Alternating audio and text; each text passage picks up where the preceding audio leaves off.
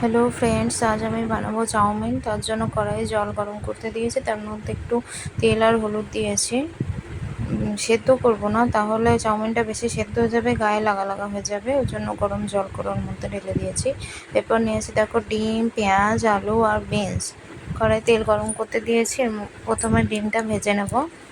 ডিমটার মধ্যে একটুখানি পেঁয়াজ দিয়েছিলাম, একটু নুন, একটু হলুদ দিয়ে ভালো করে ডিমটাকে ভেজে নেব।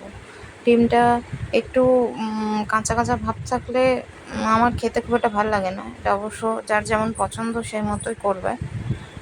তো এটাকে আমি খুব ভালোভাবেই ভেজে নিচ্ছি। এরপর কড়াই তেল গরম করে ওর মধ্যে পেঁয়াজ দিয়ে দিচ্ছি। পেঁয়াজটা একটু লাল লাল করে ভাজবো।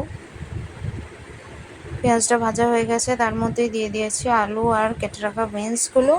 এটাকে একটু ভালো করে নাড়িয়ে নিয়ে এটাও একটু লাল লাল হয়ে ভাজা পর্যন্ত অপেক্ষা করব। দেখো একদম লাল লাল মতো ভাজা হয়ে গেছে। ওর মধ্যে একটু ম্যাগি মশলা দিয়েছিলাম, আর এর মধ্যে সয়া সস আর টমেটো সস দিয়ে চাউমিনটাকে ভেজে ওর মধ্যে ভাজা সবজিগুলো সব দিয়ে দিয়েছি।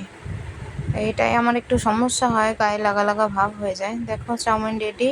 খাওয়ার টাইমে সস, পেঁয়াজ কুচি আর শসা দিয়ে দিয়েছি। খুব টেস্টি হয়েছে।